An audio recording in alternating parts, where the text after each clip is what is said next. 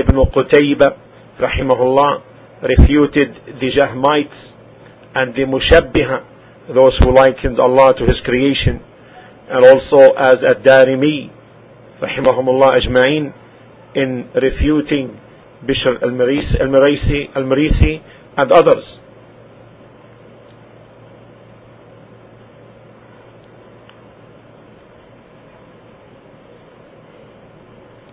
There is no doubt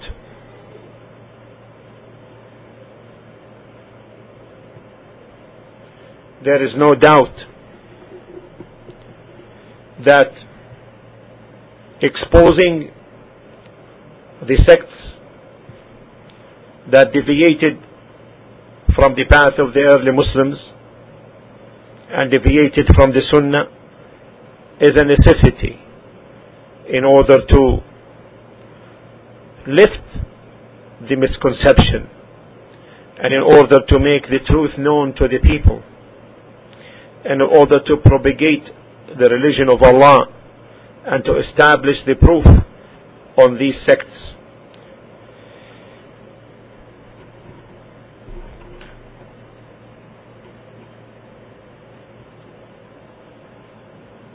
That is because of the danger of shubuhat, of doubts and misconceptions, and the danger of ignorance. Ignorance constitutes a fertile ground for the nourishment of innovation and of its spreading. Explaining and exposing the situations of the leaders of innovation, those who oppose the Kitab, the Book of Allah, and the Sunnah of the Messenger alayhi salatu wassalam, is an obligatory matter as agreed upon by Muslims. Even it is said to Al-Imam Ahmad bin Hanbal, the man fasts and prays and goes into seclusion. Is he more beloved to you than the one who speaks, meaning exposes the people of innovation? He said, if he establishes the salah and siyam and the seclusion, this is for himself only. But when he speaks regarding the innovations and their people, then this is for the Muslims, meaning for the betterment of the Muslims. And he said, وَهَذَا أَفْضَلُ, and this is better.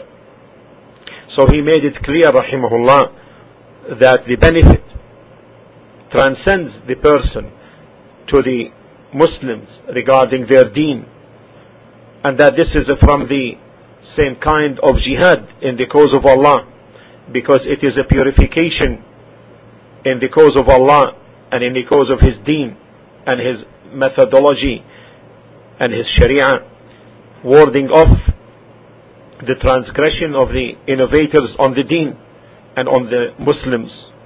And that's why this is a matter of obligation in agreement. And had it not been for this, then the deen would be corrupted. And the corruption of the deen, remember this, and the corruption of the deen is far greater than the corruption of an enemy taking over a land in war. And the corruption of the deen is far greater than the taking over of enemies in war, taking over lands. Because if these enemies of Allah occupy, then they will not corrupt the hearts and what's in it in the deen except as a consequence. But with respect to the innovators, they corrupt the deen initially, as stated by Shaykh al-Islam Ibn Taymiyyah in his book Majmu'at al-Rasail wal-Masail, volume 5, page 110.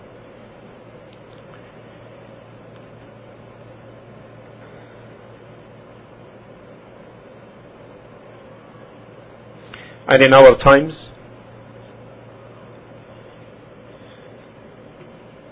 there is a great fitna which goes back to the time when it began and continues to influence many Muslims and cause confusion to many because of the deceptive manners and because of the deceptive manners employed in the propagation of their fitan, and also because of the ignorance on the part of many Muslims regarding this particular sect and its fitna. We are talking about the fitna of the rejectionist Shia, the Rafida,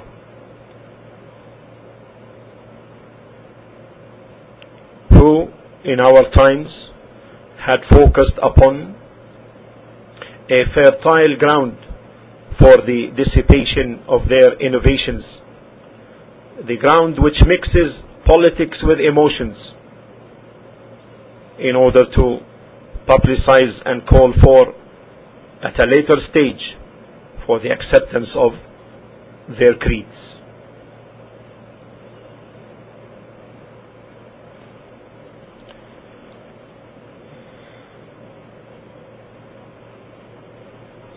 This particular sect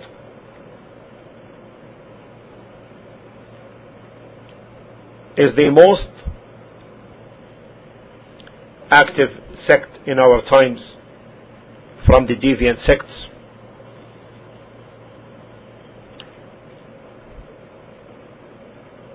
That is keen about spreading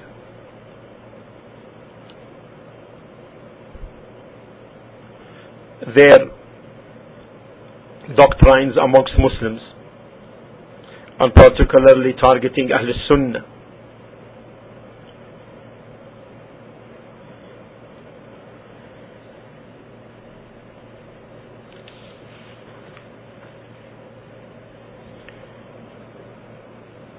The choice to talk about this sect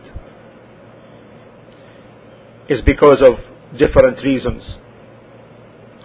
First,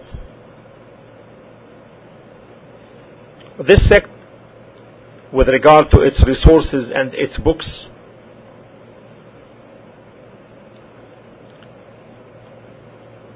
constitute a major, if not the major, deviant sect. They call their creed, they call it Deenul Imamiyyah, the Imamite deen. Remember, they use the word deen, the Imamite deen, Deenul Imamiyyah,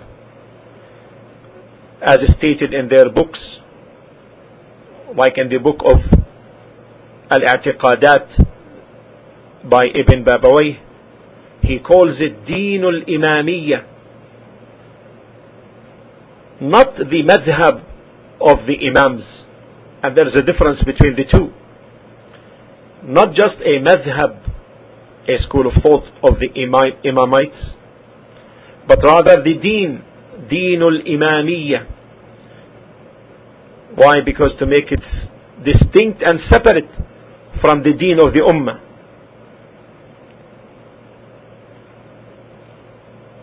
Sufficient for you to know that one of their resources of narrations from the Imams underline, comes to 110 volumes, which is known as Bihar al-Anwar, the seas of lights, for the author Al-Majlisi, who died rather in 1111 after Hijrah. Second, because